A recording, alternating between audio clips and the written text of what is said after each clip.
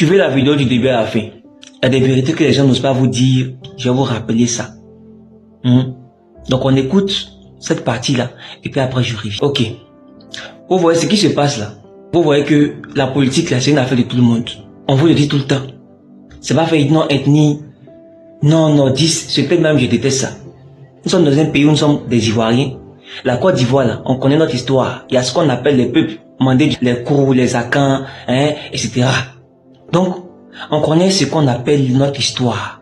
Je ne sais pas dans quel coup, depuis, nous sommes dans un pays, mais des gens continuent de s'appeler nordistes. D'autres appellent encore d'autres sudistes.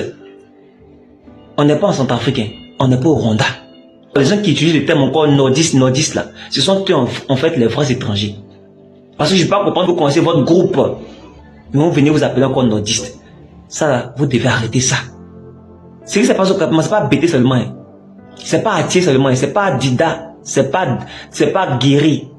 Même il y a Sinoufou là-bas. Il y a Bouknabé qui était dedans, il y a Malin qui était dedans. Dans ce qui s'est passé là. Parmi les gens qui étaient dans le campement là, il y a des gens qui avaient des ACD chez eux. Mais le fait de casser sans prévenir, d'autres avaient des bagages encore. Comme s'il y avait une volonté manifeste d'empêcher les gens de pouvoir récupérer même tout ce qui était documents importants. Du coup, il a eu ce qu'il a eu là. Je laisse à ces mots attirer une attention particulière.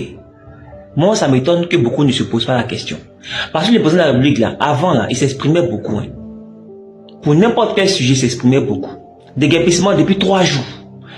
Il n'a rien dit encore.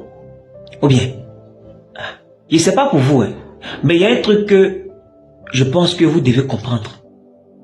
La politique, là, c'est ce que les gens ont dit hier, qu'ils n'ont pas fait là, c'est ce qu'on vient leur rappeler. Je répète, la politique là, c'est ce que le politique vous a dit hier. Celui qui est venu pour qu'on fasse de lui le président de la République là, c'est ce qu'il a dit hier là, qu'on vient revendiquer. C'est pas palable. Donc on te rappelle juste les faits. On doit appeler sa caméra pour dire que ah, président t'as dit ça hier.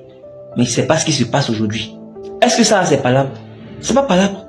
Donc quand on allume nos caméras pour parler de ça là, vous qui vous jouez les partisans encore là, vous devez comprendre que vous ne devez pas être derrière les gens par fanatisme, mais par patriotisme. Maintenant si vous estimez que vous devez rendre ce pays encore sectaire, au point d'appeler un groupe nordiste et sudiste, c'est que c'est vous les vrais dangereux de ce pays là. Ici là on connaît les grands groupes ethniques. Il n'y a pas nordiste dedans. Il n'y a pas sudiste dedans. Il n'y a pas centriste ici. Ce qui se passe, c'est une affaire de tout le monde. Parce qu'il s'agit de la vie de chacun. On a mis notre vie dans la main d'une personne. Notre condition de vie, là, il est censé l'améliorer. Si on ne voit pas ça, on est censé l'interpeller. Pour dire, ah, tu avais dit ça hier. C'est pas ce qu'on voit. C'est logique. Il n'y a pas fait de peur dedans.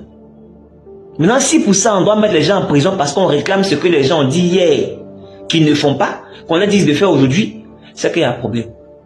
Parce que le monsieur a dit qu'il se présente encore à nouveau pour un soi-disant mandat de ceci, cela. Mais on sait que c'est un 4e mandat.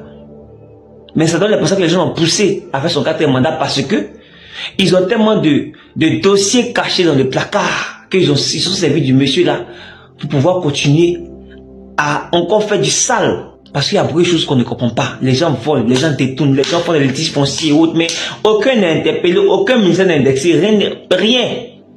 En gros, le président est sous couvert quoi. C'est-à-dire vous cachez derrière lui pour faire vos bêtises là. Parce que vous savez que s'il n'est plus là, ça sera une affaire de Macky Sall. On va venir fouiller les dossiers pour savoir qui a fait quoi. Du coup, vous avez insisté pour que le président soit encore président. Aujourd'hui, on n'entend même pas le président s'exprimer sur un petit sujet. Pourtant, aux États-Unis là-bas, petit bruit seulement des pétards ou même de quoi que ce soit, accident et autres, Donald Trump s'exprime. Même si un petit tweet, il s'exprime. Même, il fait appel, presse, et puis s'exprime. Mais pour nous ici là, depuis une inondation jusqu'à aujourd'hui, rien.